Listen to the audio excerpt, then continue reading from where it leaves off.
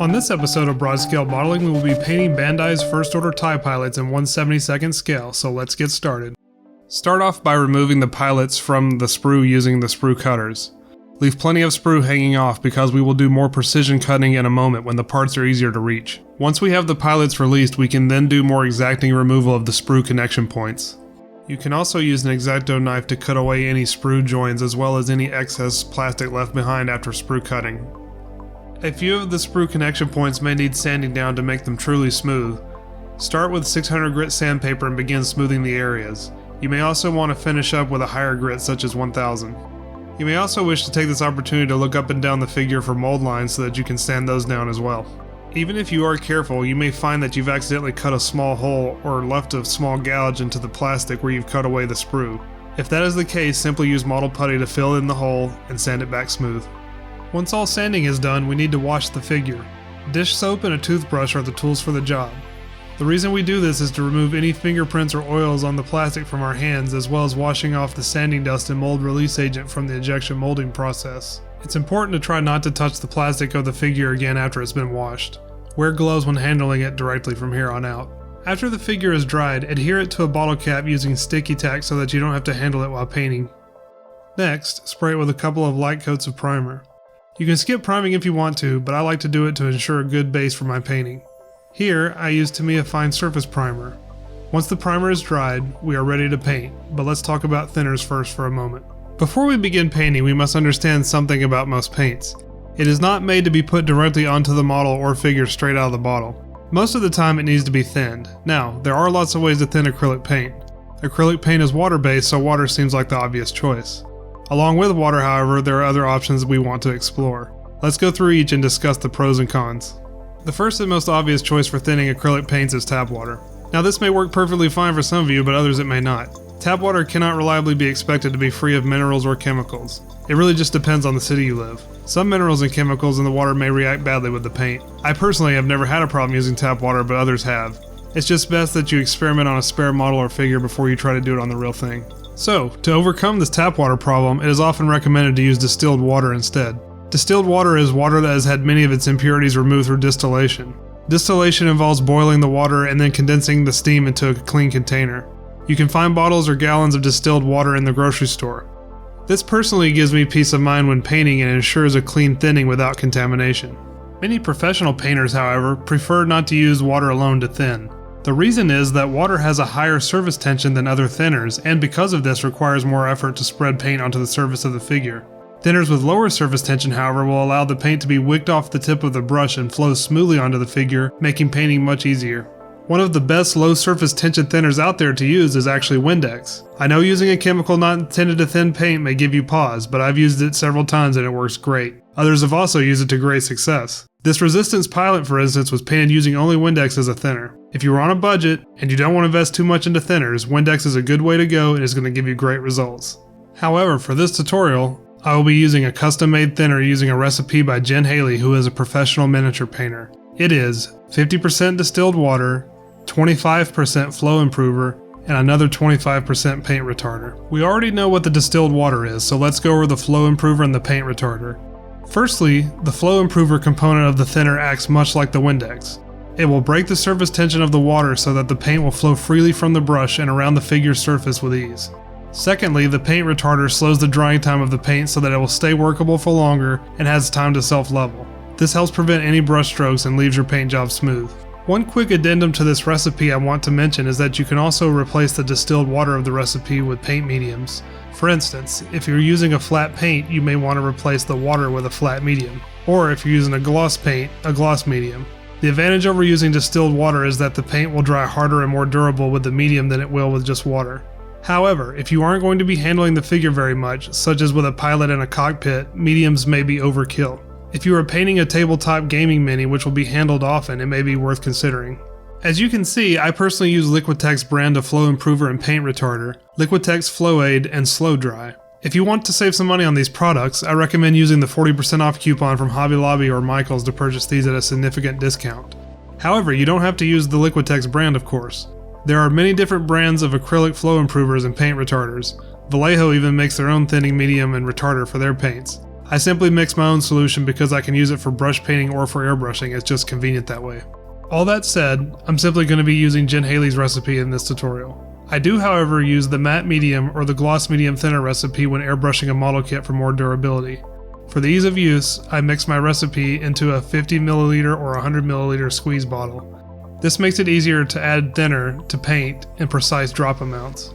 Whatever thinner you decide on using for brush painting, I recommend mixing Vallejo model color to it with a ratio of 1:1. If you want to airbrush the Vallejo model color, I recommend a thinning ratio of 2:1. I usually start by painting the recessed areas of the model first, in this case the jumpsuit, which is lower than the armor on top. I know we just talked about thinners, but for the first color I won't need to thin it. I'm going to be using Vallejo Model Air Black Metallic. Vallejo Model Air is already pre-thinned for airbrushing, so I don't need to thin it further. In fact, I highly recommend even brush painting with Model Air. It works fantastically and you don't have to worry about thinning it. If you don't have this color, any dark gunmetal can be used, with the thinner mentioned earlier. Before we put our paint onto the palette, we need to sufficiently shake it up in the paint bottle. As the paint bottle sits on the shelves, the binders and pigments of the paint will separate with the pigments settling on the bottom. The proper way to reconstitute Vallejo paint is to pound the bottom of the bottle on the palms of your hands to force the pigments off the bottom. Then roll the bottle in the palm of your hand. Finally, give the bottle a good shake to mix it all up. Load up your brush, but not too heavy. Work in one area at a time, moving the wet edge of the paint along as you spread it. Try not to go back over areas if you don't have to. You can do this within a few seconds if you must, but don't do it after say 30 seconds. If you've missed a spot and notice it too late, don't worry. You can always go back over that area after the first coat has dried. After every minute or so of painting, dip the tip of the paintbrush in some distilled water and swish it around. Then take the paintbrush and wipe the tip of it on some paper towel. This is to help prevent accidentally painting dried paint from the tip of the brush onto the model. Because of the brush's very small area, the paint will dry quickly. However, using the paint thinner I mentioned earlier will help alleviate this problem because we've added paint retarder to it. It should also be noted that with most paints, you can't get complete coverage in one coat, but that's okay. The best finishes are done by multiple thin coats in most cases. This model is an exception because the black paint has exceptional coverage that can indeed cover in one coat.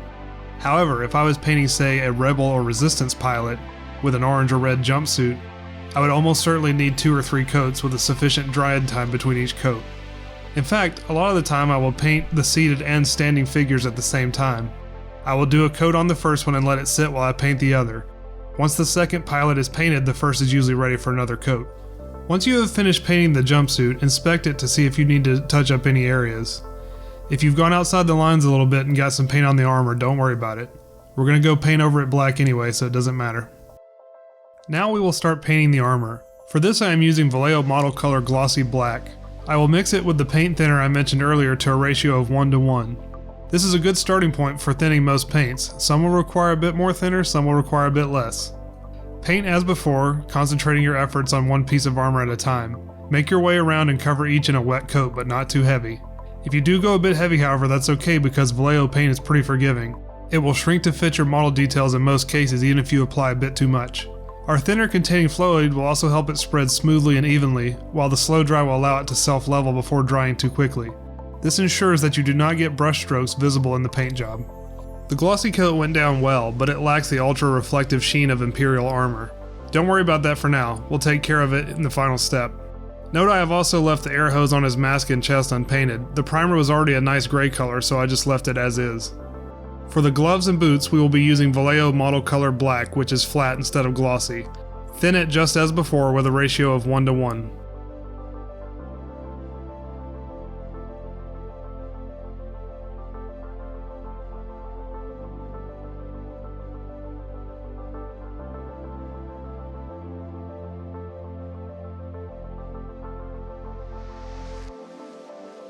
With that, we have now finished covering the entire figure in paint. Next, we want to move on to small details. The small details to paint are mainly the buttons on the control panels on the chest and the valve on the mask. For precise paint application, it's important to keep your hands steady. In order to help with this, place both hands firmly on the table and simply move the brush with your fingers. This reduces unsteady hand movement and provides the best stability when applying paint to small areas. For particularly small areas, you may want to apply paint with the tip of a needle. The downside to this is that even with our thinner mix, the paint may dry out before we can get it applied to the model.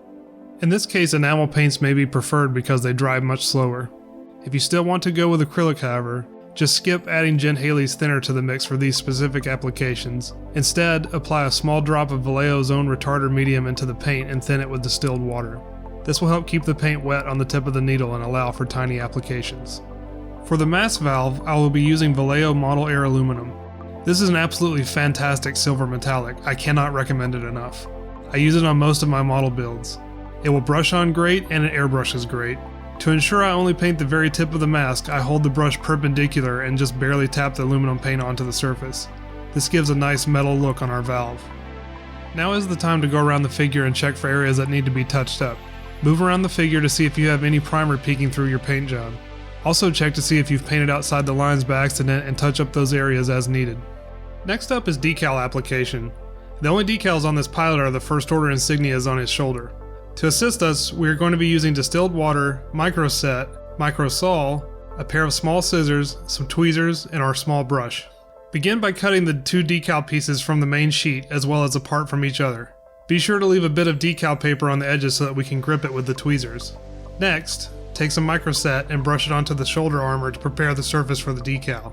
This will help placing the decal as well as promote adhesion to the surface. Now grab the decal paper with tweezers and dip it in the distilled water for around 45 seconds. Then take it and dab it onto a paper towel to remove the excess water. Place the decal paper next to the figure and use a soft small brush to place the decal onto the shoulder. You probably have up to a minute to get it placed before it starts to set. If you need to move it, just apply a tiny amount of water to it with your brush and it will loosen up for placing. Once the decal is where you want it to be, let it set for 5 or 10 minutes. You will notice that the decal is just flat and doesn't conform to the shoulder at all. Don't worry. To help it conform to the shoulder, we will use microsol. Dip your brush in microsol and paint over the decal.